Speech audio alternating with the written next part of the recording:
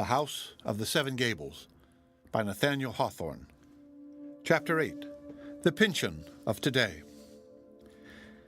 Phoebe, on entering the shop, beheld there the already familiar face of the little devourer, if we can reckon his mighty deeds aright, of Jim Crow, the elephant, the camel, the dromedaries, and the locomotive.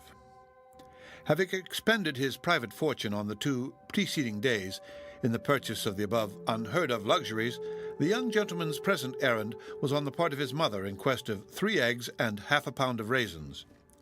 These articles Phoebe accordingly supplied, and as a mark of gratitude for his previous patronage and a slight superadded morsel after breakfast, put likewise into his hand a whale. The great fish, reversing his experience with the prophet of Nineveh, immediately began his progress down the same red pathway of fate, whither so varied a caravan had preceded him. This remarkable urchin, in truth, was the very emblem of old Father Time, both in respect of his all-devouring appetite for men and things, and because he, as well as Time, after engulfing thus much of creation, looked almost as youthful as if he had just that moment been made. After partly closing the door, the child turned back and mumbled something to Phoebe, which, as the whale was but half disposed of, she could not perfectly understand. "What did you say, my little fellow?" asked she.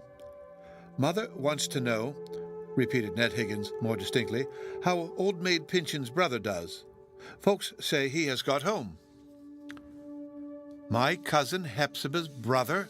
exclaimed Phoebe, surprised at this sudden explanation of the relationship between Hepzibah and her guest. "Her brother! And where can he have been?"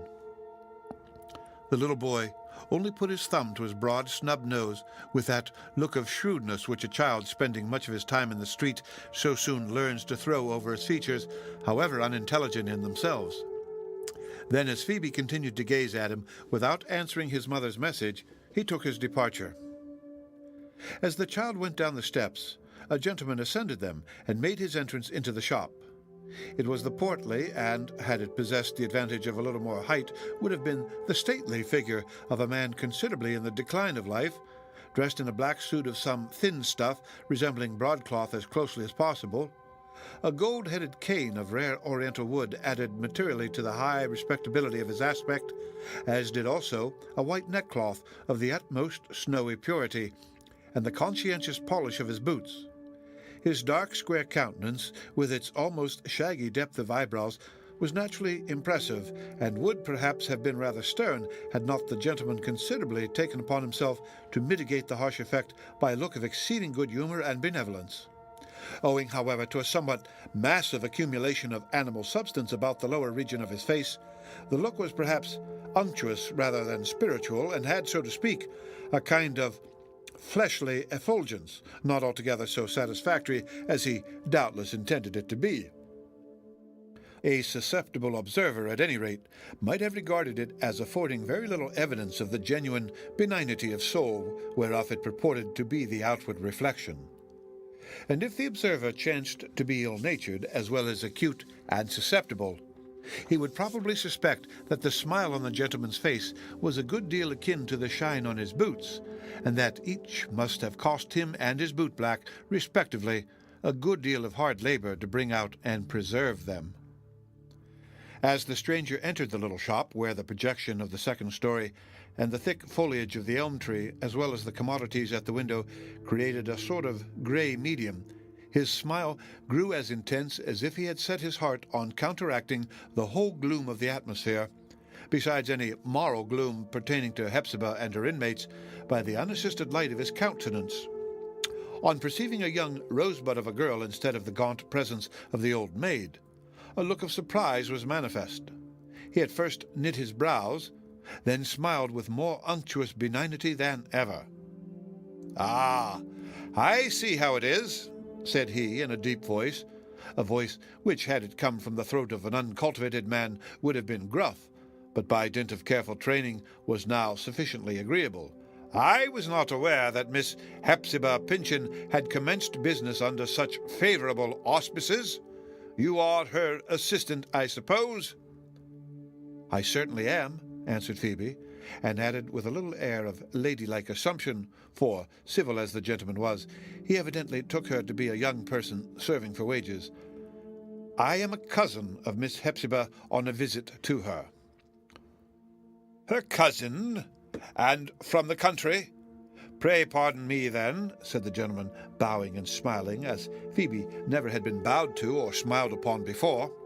"In that case, we must be better acquainted, for unless I am sadly mistaken, you are my own little kinswoman likewise. Let me see. Mary? Dolly? Phoebe? Yes, Phoebe is the name. Is it possible that you are Phoebe Pyncheon, only child of my dear cousin and classmate Arthur? Aha! I see your father now about your mouth. Yes. We must be better acquainted. I am your kinsman, my dear. Surely you must have heard of Judge Pyncheon?"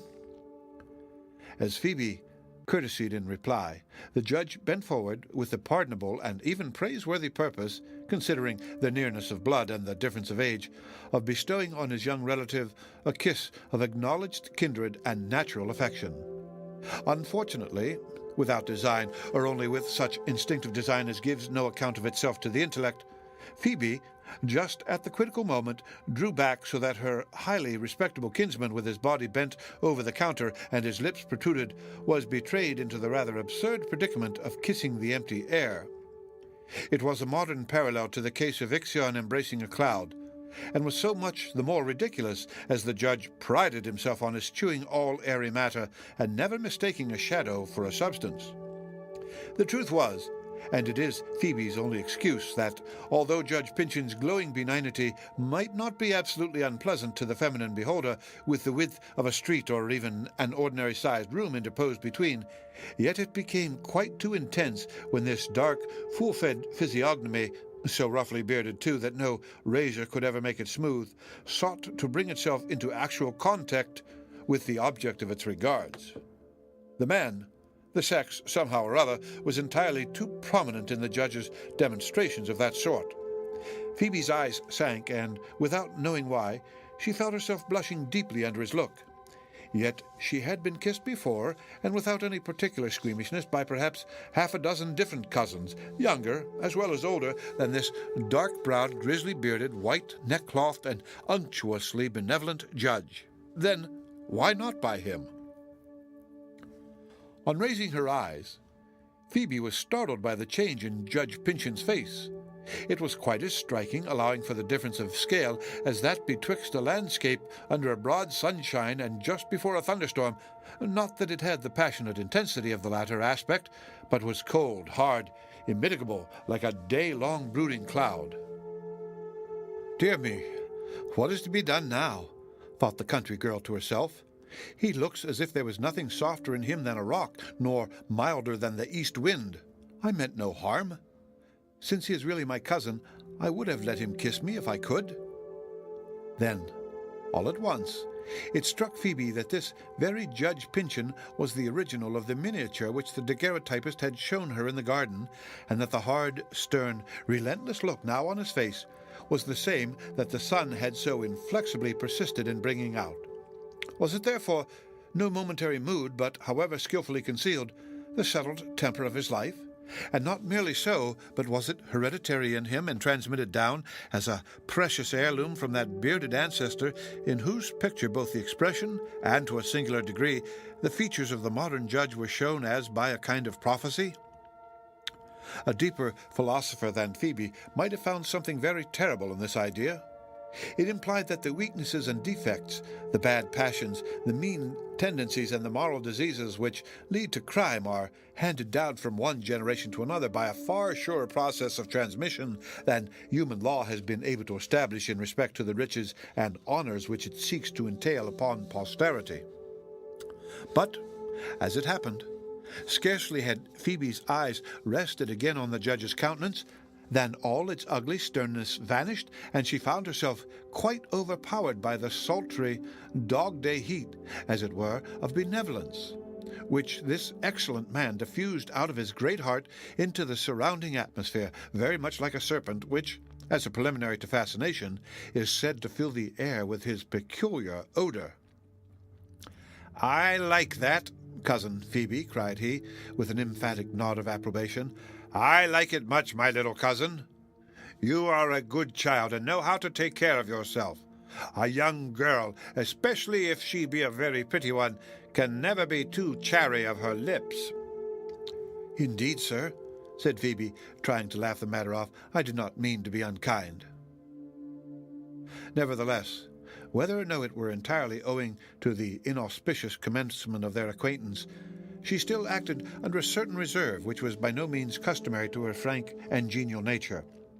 The fantasy would not quit her that the original Puritan of whom she had heard so many sombre traditions, the progenitor of the whole race of New England Pyncheons, the founder of the house of the Seven Gables, and who had died so strangely in it, had now stepped into the shop. In these days of offhand equipment, the matter was easily enough arranged.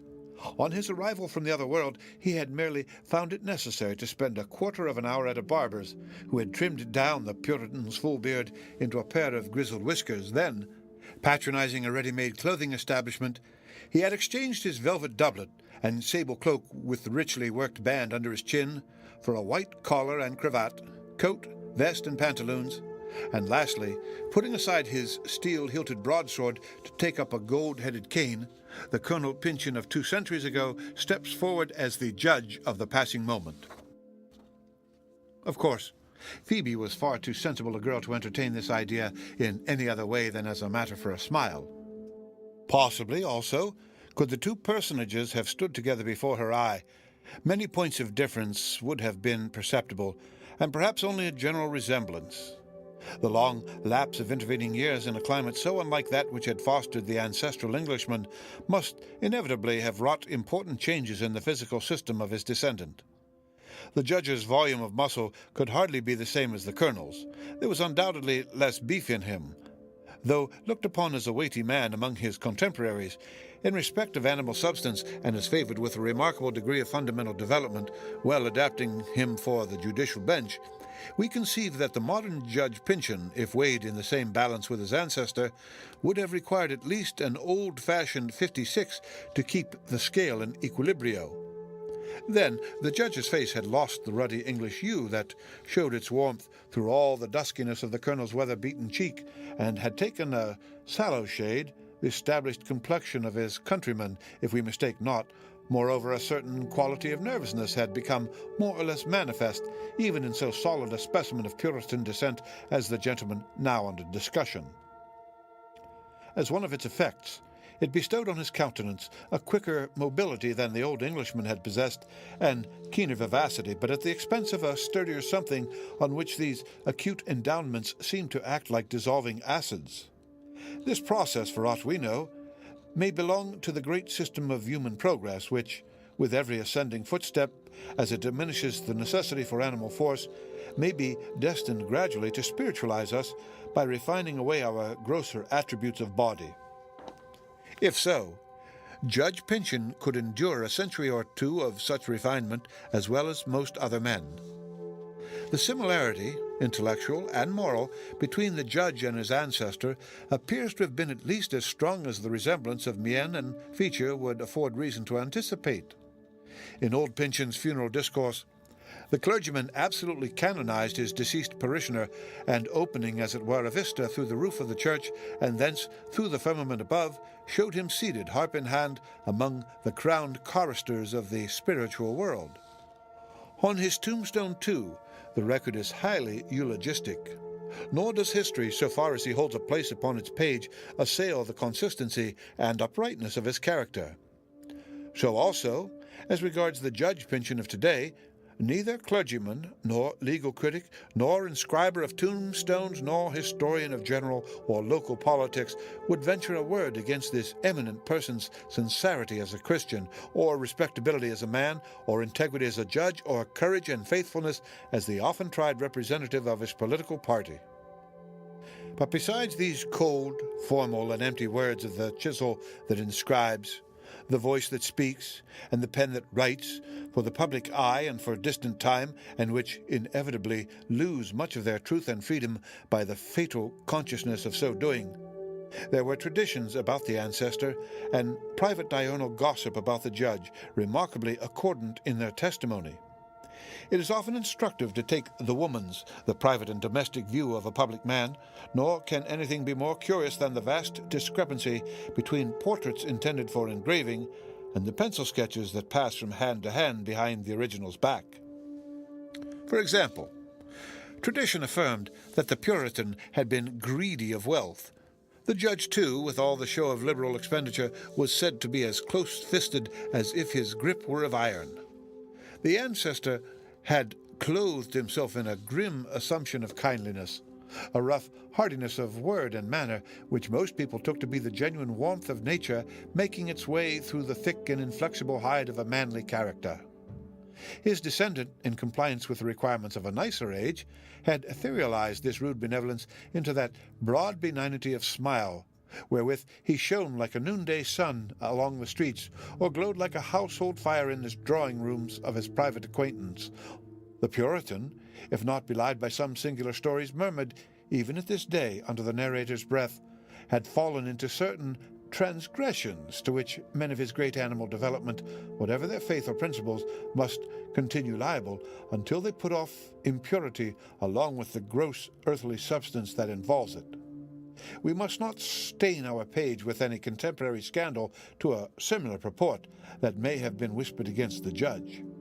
The Puritan, again an autocrat in his own household, had worn out 3 wives, and merely by the remorseless weight and hardness of his character in the conjugal relation had sent them one after another broken-hearted to their graves.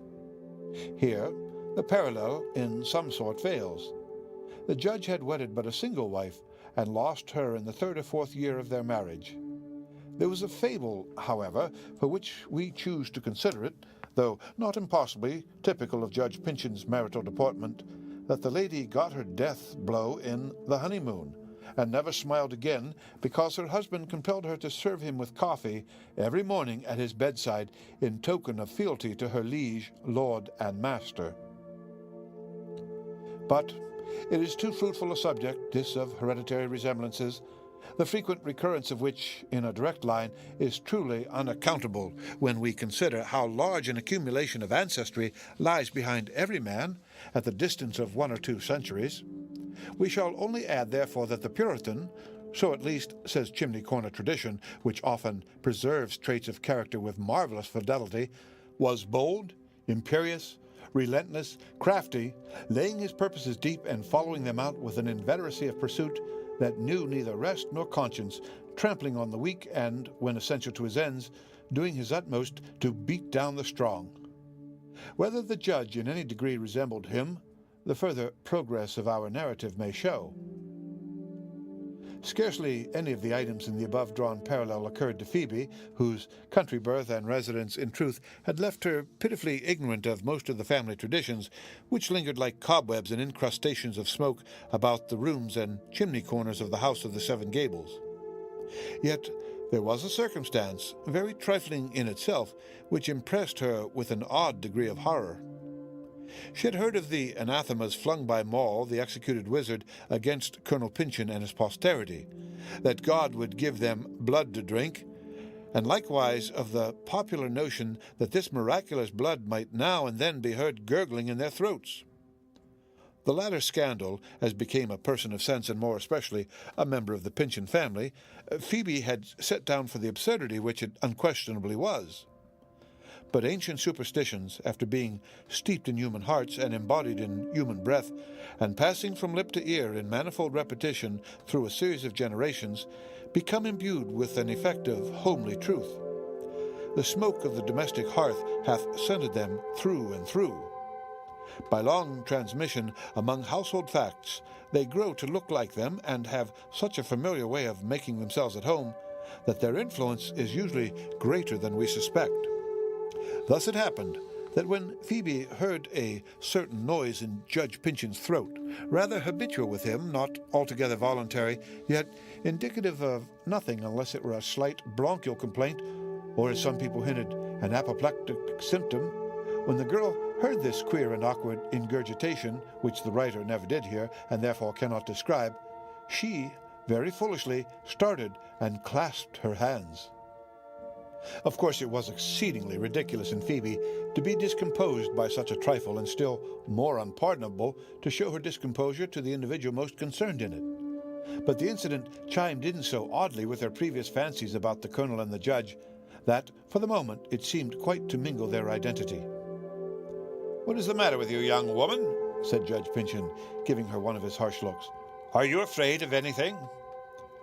"Oh, nothing, sir, nothing in the world," answered Phoebe, with a little laugh of vexation at herself. "But perhaps you wish to speak with my cousin Hepzibah. Shall I call her?" "Stay a moment, if you please," said the judge, again beaming sunshine out of his face.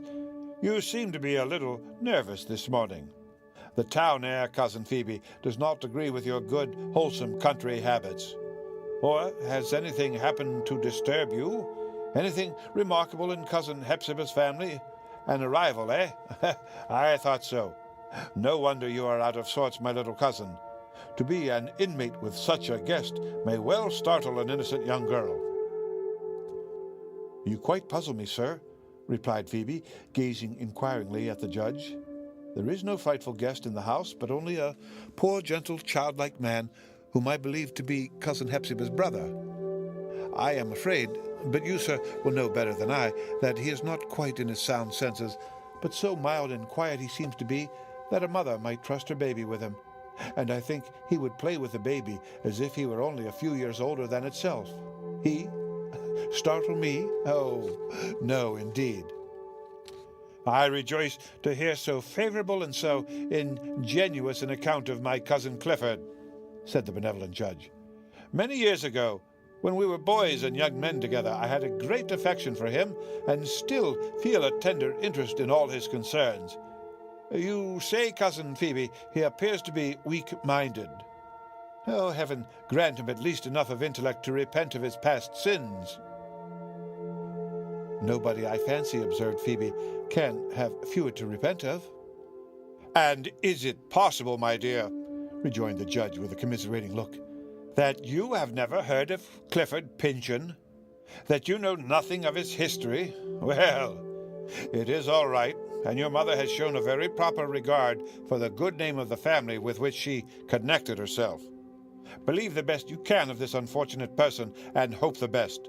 It is a rule which Christians should always follow in their judgments of one another, and especially is it right and wise among near relatives whose characters have necessarily a degree of mutual dependence. But is Clifford in the parlor? I will just step in and see."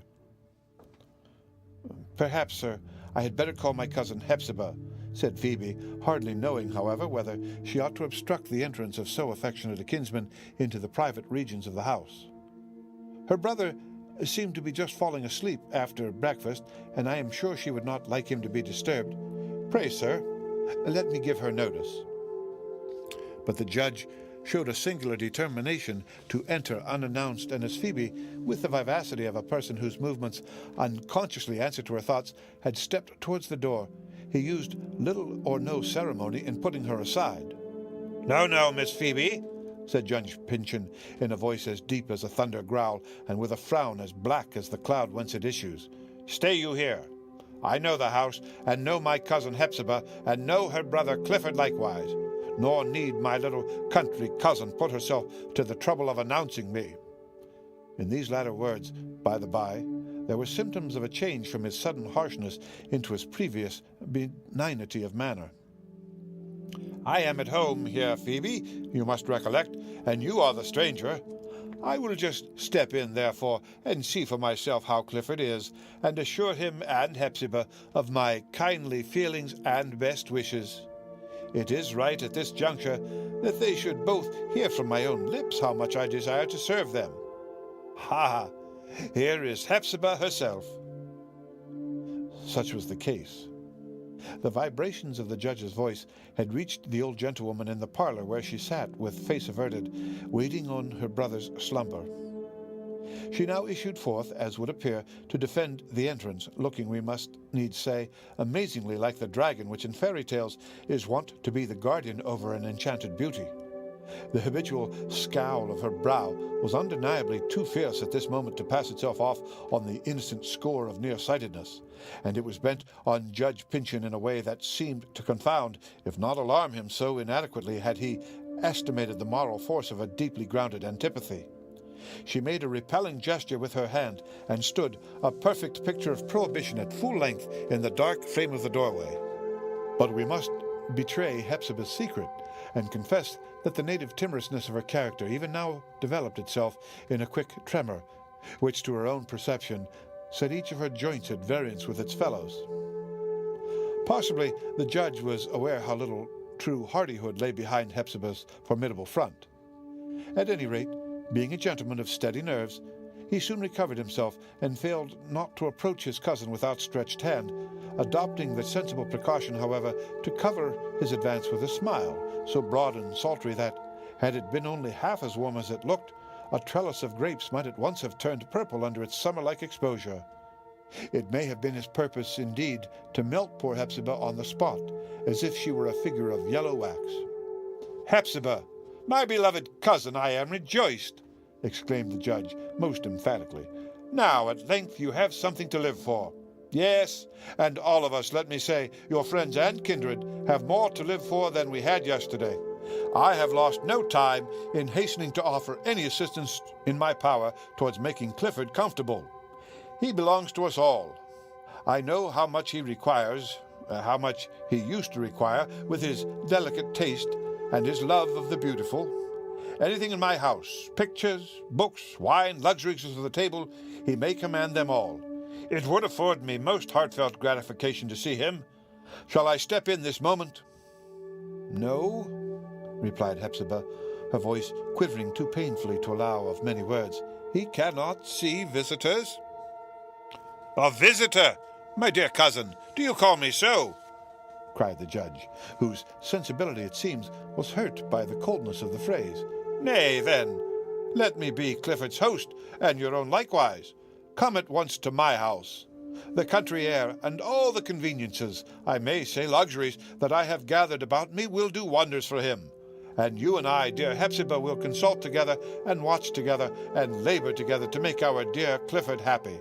Come, why should we make more words about what is both a duty and a pleasure on my part?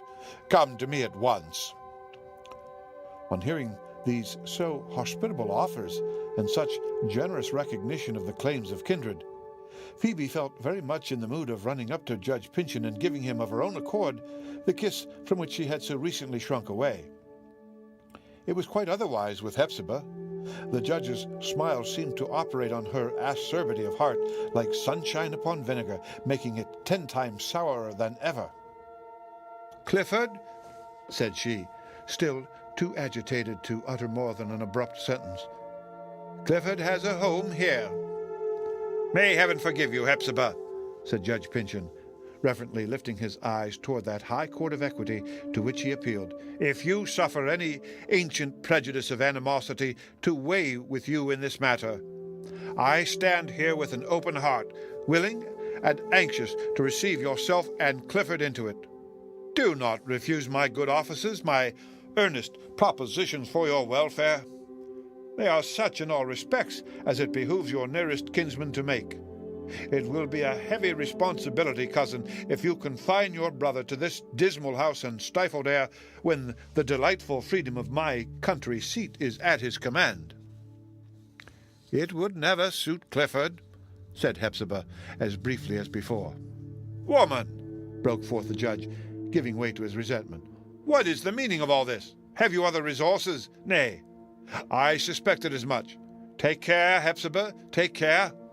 Clifford is on the brink of as black a ruin as ever befell him yet. But why do I talk with you, woman as you are? Make way. I must see Clifford." Hepzibah spread out her gaunt figure across the door, and seemed really to increase in bulk, looking the more terrible also because there was so much terror and agitation in her heart. But Judge Pyncheon's evident purpose of forcing a passage was interrupted by a voice from the inner room. A weak, tremulous, wailing voice, indicating helpless alarm, with no more energy for self-defense than belongs to a frightened infant. "Hepzibah! "Hepzibah," cried the voice, "go down on your knees to him, kiss his feet. Entreat him not to come in. Oh, let him have mercy on me. Mercy, mercy." For the instant, it appeared doubtful whether it were not the judge's resolute purpose to set Hepzibah aside and step across the threshold into the parlor, whence issued that broken and miserable murmur of entreaty. It was not pity that restrained him, for, at the first sound of the enfeebled voice, a red fire kindled in his eyes, and he made a quick pace forward with something inexpressibly fierce and grim darkening forth, as it were, out of the whole man. To know Judge Pyncheon was to see him at that moment, after such a revelation, let him smile with what sultriness he would. He could much sooner turn grapes purple or pumpkins yellow than melt the iron-branded impression out of the beholder's memory. And it rendered his aspect not the less, but more frightful, that it seemed not to express wrath or hatred, but a certain hot fellness of purpose which annihilated everything but itself. Yet after all, are we not slandering an excellent and amiable man? Look at the judge now. He is apparently conscious of having erred in too energetically pressing his deeds of loving kindness on persons unable to appreciate them. He will await their better mood and hold himself as ready to assist them then as at this moment. As he draws back from the door, and all-comprehensive benignity blazes from his visage, indicating that he gathers Hepzibah, little Phoebe, and the invisible Clifford, all three together with the whole world besides, into his immense heart, and gives them a warm bath in its flood of affection. "You do me a great wrong, dear cousin Hepzibah," said he, first kindly offering her his hand, and then drawing on his glove preparatory to departure.